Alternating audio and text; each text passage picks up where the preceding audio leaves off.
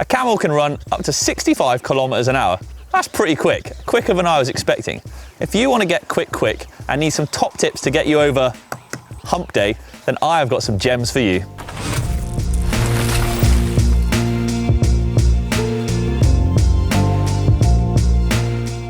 Braking slows you down, so if you want to get quicker quickly, then let's start with binning the brakes.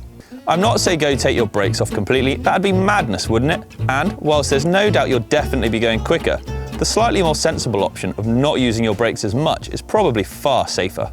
I'm aware this is probably easier said than done, unless you're Sam Hill or someone like that. Just take a mo to think about it. If you pulled the brakes just a little bit less, you'd be going a little bit quicker. So if you pulled the brakes a lot a bit less, you'd be going a lot a bit quicker.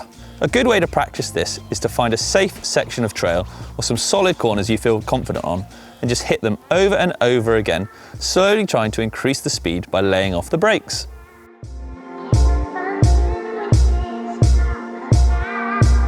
My next tip to get you quick is to ride blind. No, don't close your eyes. That is about as mad as taking your brakes off. And as we found out, that is just not a good maneuver. 1, 2, 3, 4, 5. That's really hard to ride with your eyes closed. I didn't go faster at all. Sometimes when I was racing, certain events wouldn't have practice. They'd be completely blind races. And this is what I mean by riding blind.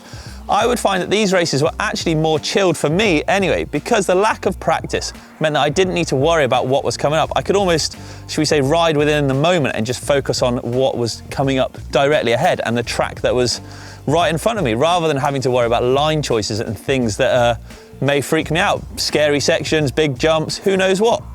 Riding blind would leave me clear-headed and just able to enjoy the track that was ahead of me. And from a racing point of view, also knowing that everyone else was in the same boat and no one had had sneaky practice was a real winner as well. It left me just able to enjoy it and concentrate on it. Of course, this doesn't always work for everyone. Some people really like having that practice, but for me, a bit of blind riding can go a long way to inducing some good old smiles on your face.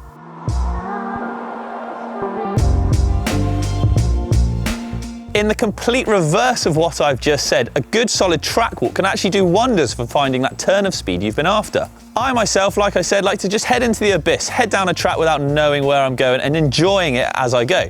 But like I said, not everyone is like that. So walking a track and knowing where you're going can really take the guesswork out and stop you worrying, especially if it is a particularly hard section. Knowing where you're going then can make a huge difference. Line choice can be key. We've got 3 different lines here, all with different approaches and different runouts onto a corner. So choosing the right one can save you those valuable seconds if you're a racer, or even if you're not feeling so confident, there could be an easy, medium and a hard line. So knowing where you're going can also be quicker.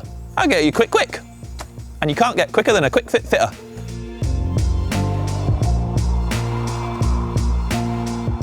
You're not born with a ton of knowledge, so being given a few pointers along the way can make a huge difference in making that progression curve rise nice and steeply. Now, it just so happens I know a couple of YouTube channels which are very good at giving you pointers on everything from how to corner to, well, the excessive use of a zip tie, let's say. It's all in there and it can really be beneficial in helping you get quicker.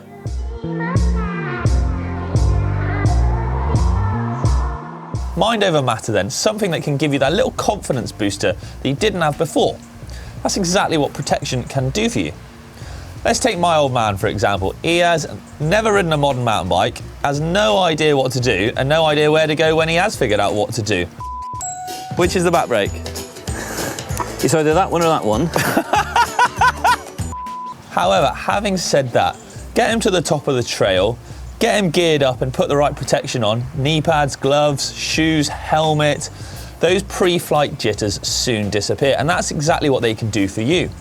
From a shaky start, just being in the right gear can put you in the right mindset and actually really help you get through the trail. So where you might have been slow and steady and not wanting to hurt yourself before, having all the correct gear on can really sort of boost that morale up and get you through there that quicker.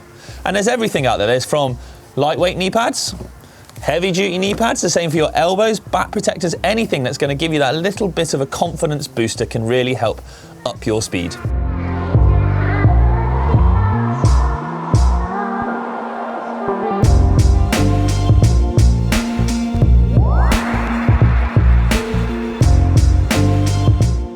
So that's a wrap. That is my 5 top tips to get quick. I do hope you've enjoyed them. If you've got any tips of your own, then do let us know. Drop them down in the comments below.